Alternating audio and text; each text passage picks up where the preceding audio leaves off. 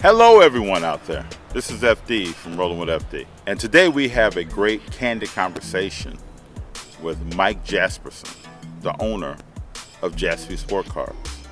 And from the first moment we started doing any content, Mike was one of the first people I wanted to sit down and have a discussion with him about their career in the sports car industry. Mike is a great resource. He has a lot of knowledge, and you'll hear his path from where he started to where he is now throughout this conversation. The backdrop is the National, so you'll see the National in the back, but it's just great to be able to spend time. We appreciate, G and I both appreciate Mike's time and him taking the time to talk to us. I think you'll get a lot out of this conversation. I know that we did. He's just a great person to know, and I really appreciate him taking the time to talk to us. So please enjoy, we want you to, this episode of Candid Conversations with Jaspy Sports Cars, Mike Jaspersen.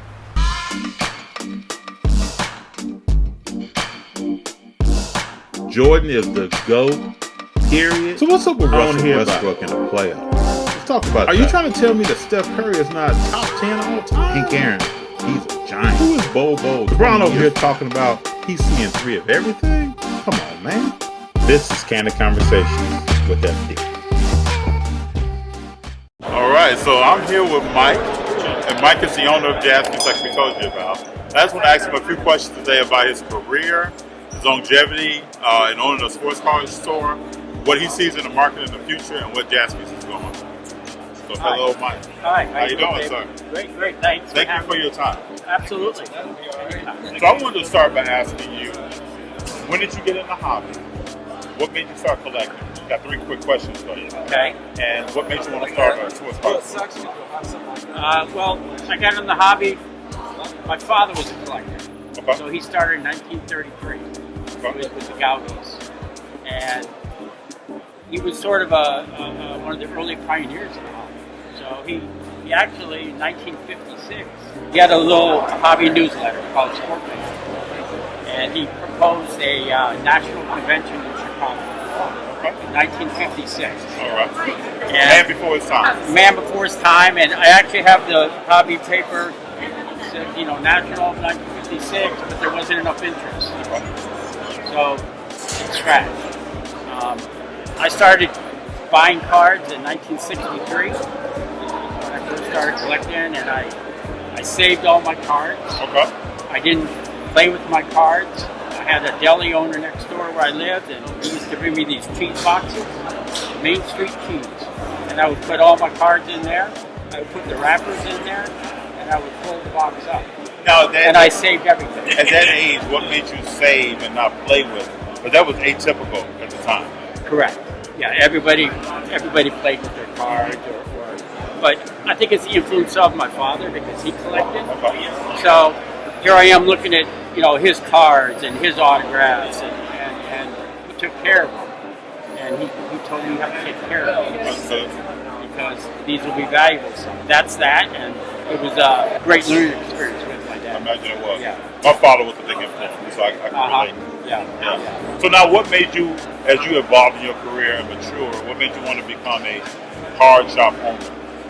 Well, I attended my first show in 1970. And I've been doing shows ever since. Around 1980, the hobby was taking another upturn. Fleer had come out, all these new products, a lot of influence in the hobby, a lot of media. So I opened my first shop in Long Beach, 1981, and I said, "This is what I want to do," because I love cars, I love collecting toys, popular. It's not just sports. 1981, I paid $350 a month rent. It was great. Collectors that line up outside on Saturday morning to get in. Yeah. You go buy your product. On Saturday morning, you literally go to the hotel to buy your product, bring it back. No problems. The store was very successful. And then during the late 80s, I sold that store. And I strictly mail order. I said, this is the way to go. I got to go to the shows. So for 3 years, all I did was travel to shows. I bought everything home. Did a Sports Collectors Digest ad, Interesting. which was at that time, at that height, was 400 pages, Well, I large remember. Life magazine Yeah, size, yes. just nothing but cards for sale. So it's bought, sold, and then I moved back to Southern California. I opened another shop in Costa Mesa, and that was around 1990. 91, I saw the writing on the wall. I sold that store, and I went to work for Jim Beckett at Beckett. I didn't know this. Okay. I stayed. I was at Beckett for 7 years. Did baseball, basketball.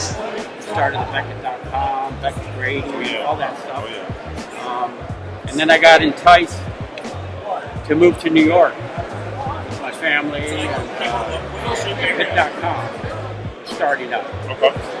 So Mark Lurie, who now is a billionaire, he hired me. And I was the industry specialist at Beckett.com. I would go to shows, buy the cards, bring them back, and then the guys would list them. You know, it was really the first stock market type, and the pit is still around. But then Topps bought the pit, so then I migrated into Topps. Okay. So I pretty much started Topps.com. Started with a few SKUs, Topps Vault.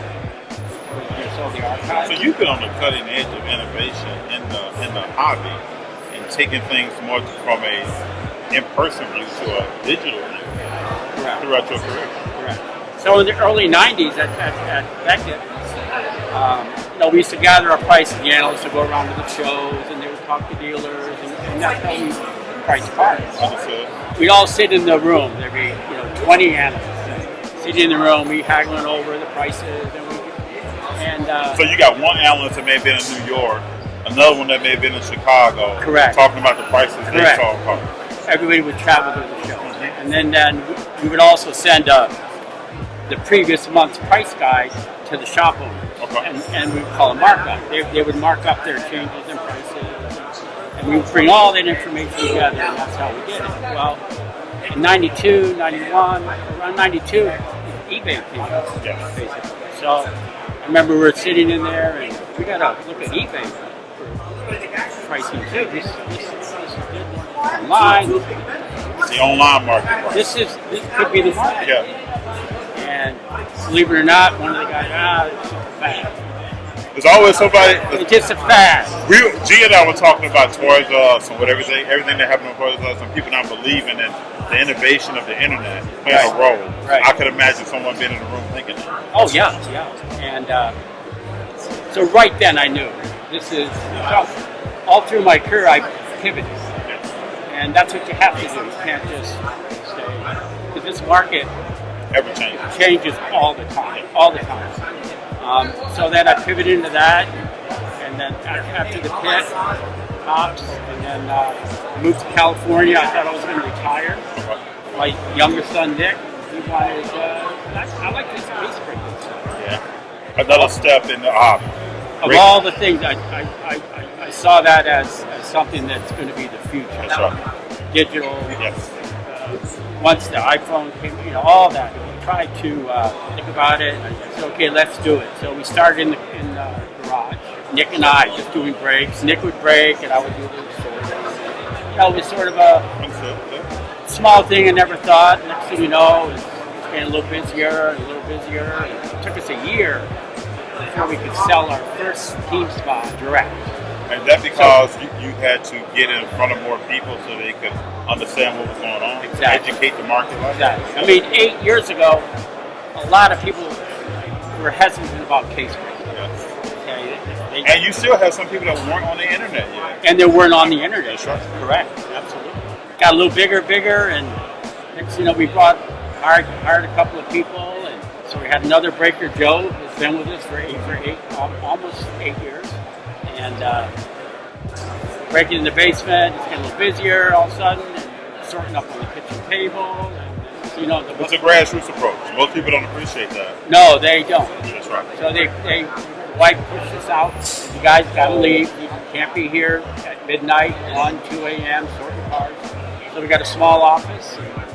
with high-speed internet. There you go. Said this is it. Started just grinding. You know, you just have to. The thing with breaking is it doesn't matter if there's one person or 100 people watching. You have to be on. That's right. It's the same process, same energy level. Correct. That's right. Correct.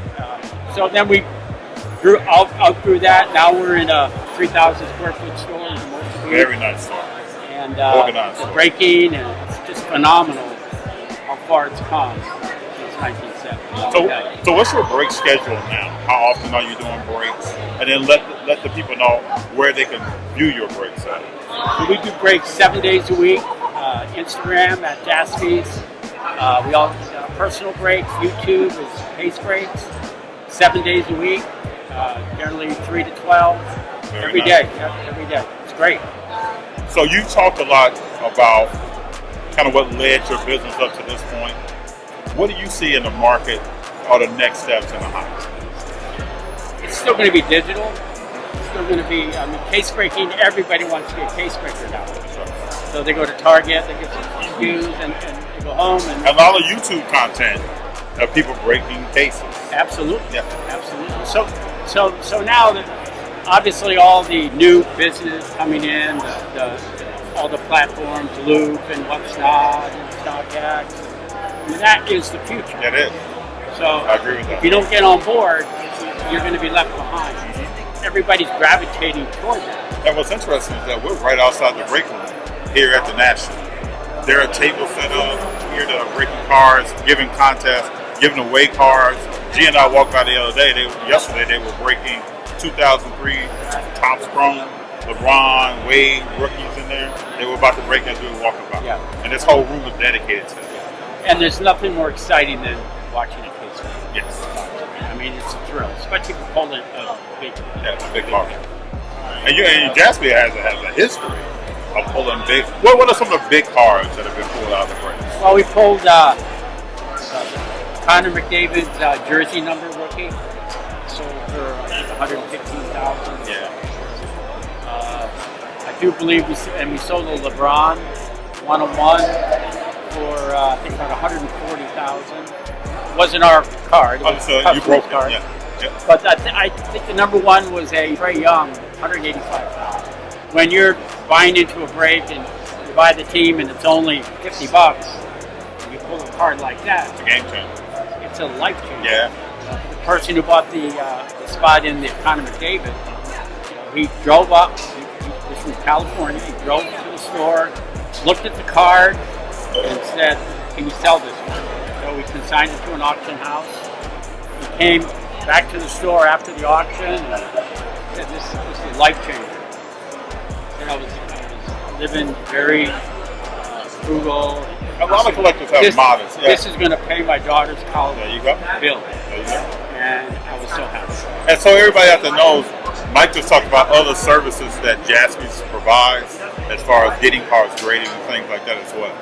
Right, you can bring your cards in, and we have a service where you bring them in, they pick them up on Monday, and they drop them off on Thursday, PSA. Yeah. So once PSA is back in action, I think that'll be a big boost, because obviously the market is trending toward only graded. That's right. It doesn't matter if it's vintage, it doesn't matter if it's non-score, it has to be graded. Straight out the pack, into a top loader, and a penny sleeve, and most likely off the grading, so that you can reel out the potential of the card. That's the best way to go. Yeah. Anything else you want to tell people about Jaspy Sports? We're a family business. Yes. Nick Jaspy, my younger son, so he's the brains behind it. He's the one that does all the brakes lining.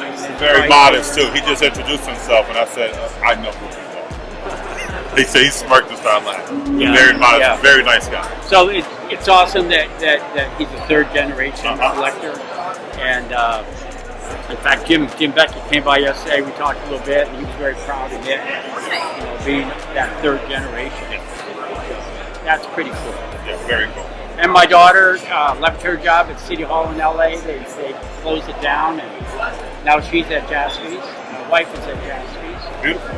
And so it's really a family business. Yeah, very special. Yeah.